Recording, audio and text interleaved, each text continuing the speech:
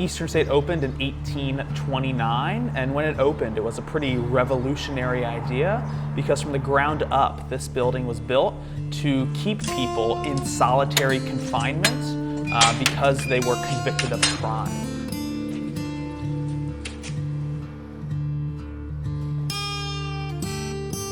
But instead of just focusing on punishing them, the people who ran the prison wanted to help those who had broken the law by giving them a trade, like making shoes or shirts. Everybody was given a Bible to read, and they wanted people to reflect on what they have done, so that way they would want to become a better person. The prison would be open for 142 years, and it closed in 1971. A lot of their time was spent alone, and if people tried to talk or tried to communicate, they would have been beaten, starved, other forms of punishment as well. We are standing here inside of an Eastern State cell outside of cell block 8. The cell would have been designed for 2 people to be incarcerated in here. The walls would have been covered with paint, but we see, since the prison was abandoned, plaster and paint peeling off of it. They would have made shoes and shirts inside of this space. We see radiators, radio props, that way headphones could be plugged in. So this would have been a space where somebody would have spent upwards of 23 hours a day inside of here for several years.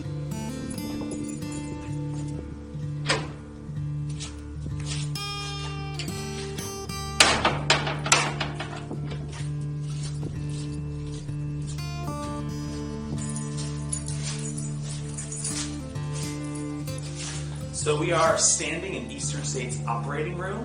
This room opened in 1910. And this operating room could pretty much handle any and all operations and procedures. Heart surgeries were done in here, eye surgeries, foot surgeries, skin and bone surgeries. The prison would bring in doctors and surgeons from outside the walls to Eastern State so they could perform procedures in-house.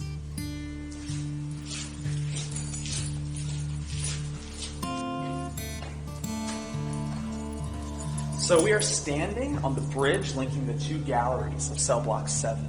This is definitely one of my favorite parts of the building because of the huge ceiling that architect John Haviland designed. We have like a basilica-like window in the back, and this is also John Haviland's biggest cell block. The most cells are here in cell block 7.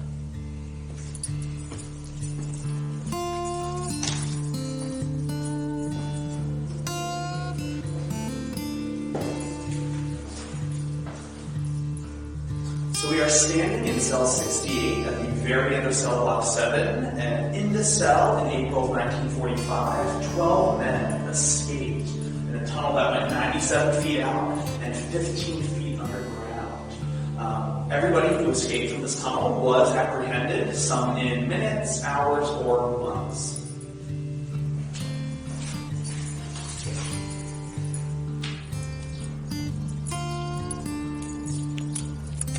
So now we're standing on Eastern State's baseball field.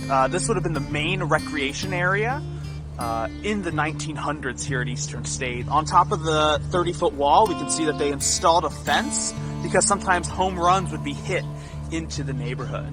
And if we look back by the backstop, we can see some field goal posts because they also played football here on the baseball field. So they had to make the most out of pretty much every square foot on site because in the early 1900s, there were close to 1,800 people incarcerated here.